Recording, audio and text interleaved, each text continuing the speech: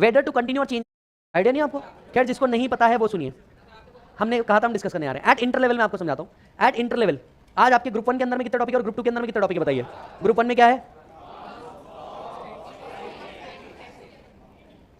बराबर है। G2 के अंदर में अकाउंट्स 2, ऑडिट, ये आपका एग्जिस्टिंग स्ट्रक्चर है।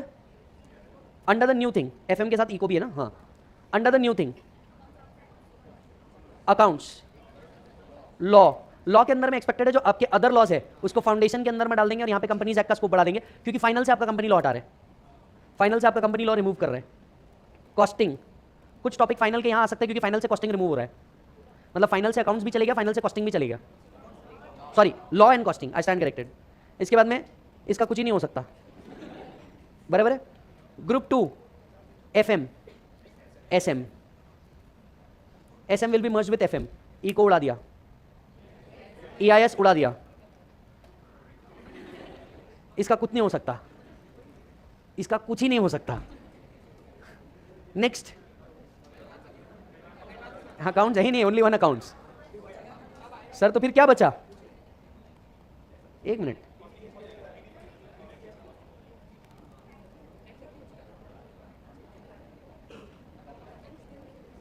Tax will be going into group 2। Group 1 से निकल के टैक्स ग्रुप 2 में जा रहा है। जहां आप पहले 8 सब्जेक्ट पढ़ते थे वहां अब आपको 6 सब्जेक्ट ही पढ़ने, 2 उड़ा दिए। This will be a new structure. Accounts, costing, law, group 2 के अंदर में FM SM audit and DT GST। Tax will be into second group.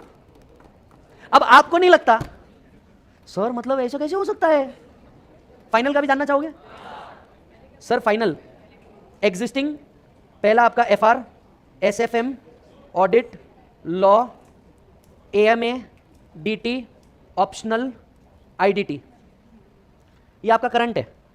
जो न्यू स्ट्रक्चर लॉन्च करने की बात कर रहे हैं उसके अंदर में FR, SFM, ऑडिट, लॉ गायब, DT, multi disciplinary, IDT। Final से 2 पेपर उड़ा दिया। I hope you are matured enough to understand which is beneficial, old और न्यू।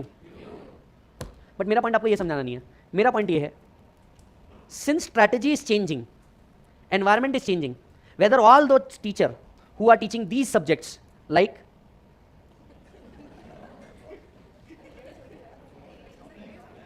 बराबर, all those have to take decisions or not, they have to change their strategy or not. Yes, जिसका law गया या EIS गया, maybe they will be changing to another theory subjects, maybe they will be changing to another theory subjects. another theory subjects में क्या बचता है? See, जिसका final से लॉ गया they will be shifting either to multidisciplinary or audit, जिनका ये गया they will be shifting to audit or law or any other subjects which will be theory. बात समझना, इनको स्ट्रैटेजिक डिसीजंस लेने पड़ेंगे क्योंकि अब तक ग्रुप 1 में थे, अब ये ग्रुप 2 में चले गए, so they have to make a proper strategic alliance. जो FM वाले थे हो सकता है वो SM भी पढ़ा दे, या कुछ ऐसे थे जो FM SM दोनों में थे, अब वो अपने सब्जेक्ट को क्लब कर लें। पॉसिबिलिटी देखो ना, जो FM में थे हो सकता है SM भी पढ़ाना शुरू कर दे, जो SM में हो सकता है वो FM पढ़ाना शुरू कर दे। भाई पॉसिबिलिटी कुछ भी बन सकती है। आप देखिए बदलते वक्त के साथ, मैं आपको कोई हिंट नहीं दे रहा हूं, बट मैं FM में हो सकता है वो FM पढ़ाना शुरू कर दे। भाई पॉसिबिलिटी कुछ भी बन सकती है। आप देखिए बदलते वक्त के साथ, मैं आपको कोई हिंट नहीं दे रहा हूं, बट मैं आपको समझा रहा हूं कि मार्केट में क्या क्या पॉसिबिलिटी बन सकती है।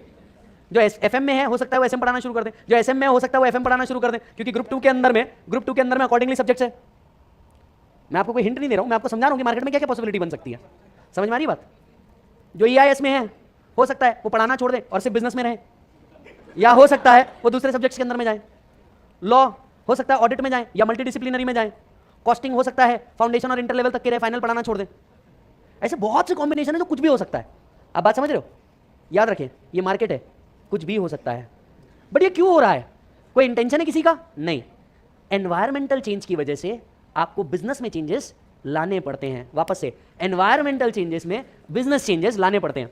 अब सिंस 6 पेपर रह जाएंगे, ध्यान से सुनिएगा, सिंस 6 पेपर रह जाएंगे, अब हर कोचिंग क्लास वाले को डिसाइड करना पड़ेगा कि न्यू टाइम स्ट्रक्चर कैसे हो, क्योंकि अकाउंट्स एक चला जा रहा है पर DT GST का सिलेबस बड़ा है, तो ग्रुप 1 के साथ हो सकता है टैक्स स्टिल कंटिन्यू रहे with the same time frames.